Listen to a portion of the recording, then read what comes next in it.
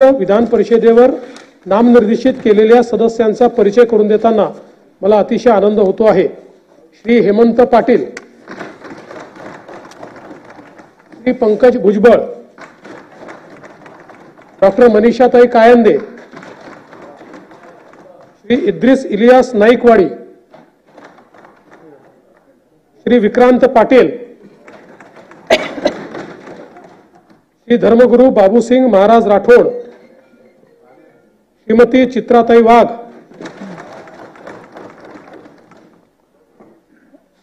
मंत्र्यांचा परिचय। एक मिनिट सर, परब साहेब, माननीय दोन्ही जे आपले उपमुख्यमंत्री आहेत, खालची बीएससी चालली आहे, बीएससी करून ते वर येतील तेव्हा आपण मंत्र्यांचा परिचय हा पुन्हा घेऊ। आपण त्याच्या अगोदर एक मिनिट परब साहेब एक मिनिट थांबा। महाराष्ट्राचे मुख्यमंत्री, मी आता अधिकृत करते बोलते, महाराष्ट्राचे मुख्यमंत्री नामदार श्री देवेंद्र गंगाधरराव फडणवीस यांचा मी सभागृहाला परिचय करून देते आणि मग पुढचे परिचय आपण। आता बोला काय परब साहेब। नवीन मुख्यमंत्र्यांचं आपण इथे अभिनंदन केलं आणि मुख्यमंत्र्यांसकट 2 उपमुख्यमंत्र्यांनी शपथ घेतलेली आहे। मंत्रिमंडळाचा अजून विस्तार झालेला नाहीये। या महाराष्ट्राच्या विधानसभेकडे किंवा विधान परिषदेकडे अख्ख्या देशाचं लक्ष लागलेलं असतं, परंतु इतका गोंधळ आहे। आता मी जर आतमध्ये आलो, सगळ्या मंत्र्यांच्या पाट्या जुन्या अजूनही तशाच आहेत। मुख्यमंत्र्यांनी आज सांगावं हेच कंटिन्यू होणार आहेत का? अरे किती वर्ष प्रवीण दरेकरांना तुम्ही फक्त विश्वासदर्शक ठराव मांडायला लावणार? कधीतरी त्यांना करा।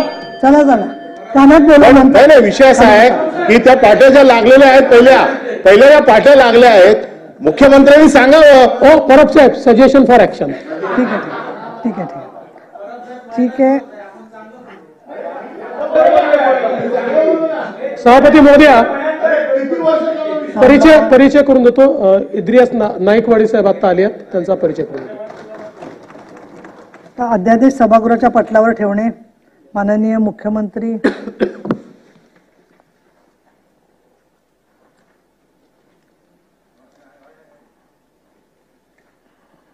सभापती महोदया, मी आपल्या अनुमतीने भारतीय संविधानाच्या अनुच्छेद 213(2) क अन्वय सन 2024 से महाराष्ट्र अध्यादेश क्रमांक 5, 6, 7, 8, 9, 10, 11